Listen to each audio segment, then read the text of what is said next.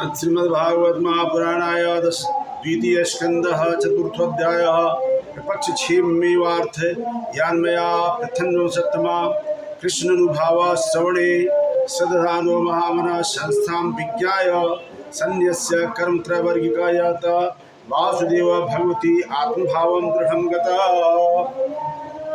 हे महर्षियों महात्मा महाराज परीक्षित ने भगवान श्री कृष्ण के विचार में निरंतर लीन रहते हुए अपनी आसन मृत्यु को भली भांति जानते हुए सारे सकाम कर्म अर्थात धर्म के कार्य अर्थात आर्थिक विकास तथा इंद्रिय तृप्ति त्याग दिए और श्री भगवान के लिए सहज प्रेम में अपने आप को दृढ़ता से स्थिर कर लिया।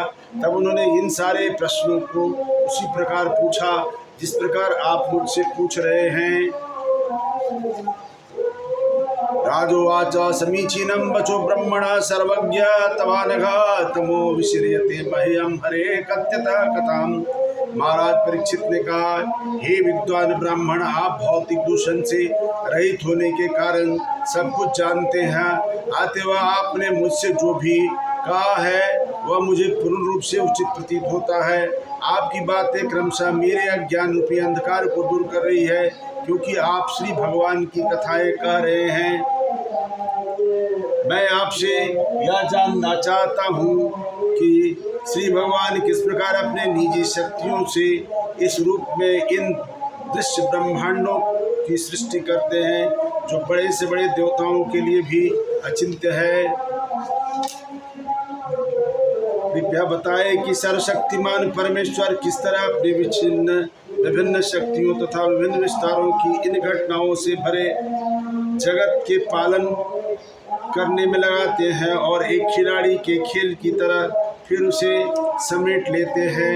हे विद्वान ब्राह्मण, श्री भगवान के दिव्य कार्यकलाप अद्भुत और वे अचिंत्य प्रतीत होते हैं, क्योंकि अनेक विद्वान पंडितों ने अनेक प्रयास भी उन्हें समझने का अपर्याप्त सिद्धि होते रहे हैं।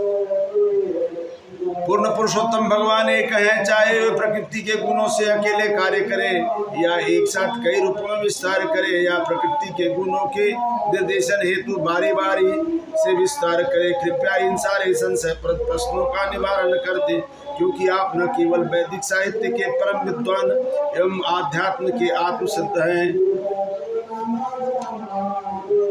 सूत उवाच, श्री सूत गोस्वामी ने कहा, जब राजा ने सुखदेव से इस प्रकार प्रश्न प्रार्थना की तो वे श्री भगवान की सृजनात्मक शक्ति का वर्णन करें, तो वे उन्होंने इंद्रियों के स्वामी भगवान श्री कृष्ण का ठीक से स्मरण किया और उपयुक्त उत्तर देने में इस प्रकार बोले, मैं पूर्ण पुरुषोत्तम भगवान को सादर नमस्कार करता हूँ, क्योंकि जगत की सृष्टि के लिए प्रकृति के तीनों गुणों को स्वीकार करते हैं। वे प्रत्येक शरीर के भीतर विकास करने वाले परम पूर्ण और उनकी गतियाँ अचिंत्य हैं।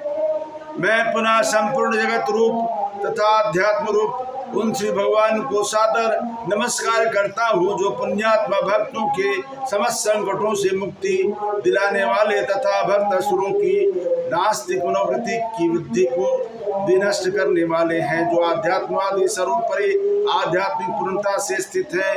उन्हें वे विशिष्ट पद प्रदान करने वाले हैं। मैं उन्हें नमस्कार करता हूँ जो यदुवंशियों के संगी हैं और अभक्तों के लिए सदैव समस्या बने रहते हैं। वे भौतिक तथा आध्यात्मिक दोनों जगतों के परम भोक्ता हैं, फिर भी वे वैकुंठ में स्थित हैं, अपने धाम का भोग करते हैं। कोई भी उनके समतुल्य नहीं है, क्योंकि उनका दिव्य ऐश्वर्य अमाप्य है।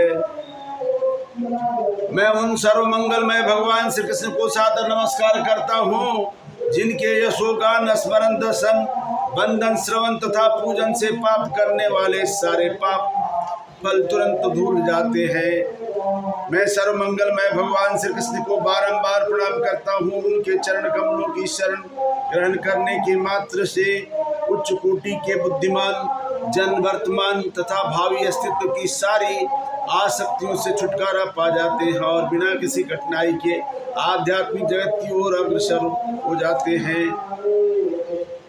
मैं सर्वमंगलमय भगवान श्री कृष्ण को पुनः पुनः सादर नमस्कार करता हूँ, क्योंकि बड़े बड़े विद्वान ऋषि, बड़े बड़े दानी यश लब्ध कार्यकर्ता, बड़े बड़े दार्शनिक तथा योगी, बड़े बड़े वैद पाठी तथा वैदिक सिद्धांतों के बड़े बड़े अनुयायी तक भी ऐसे महान गुणों को श्री भगवान की सेवा में समर्पित किए बिना कोई क्षेम कुशलता प्राप्त नहीं कर सकते।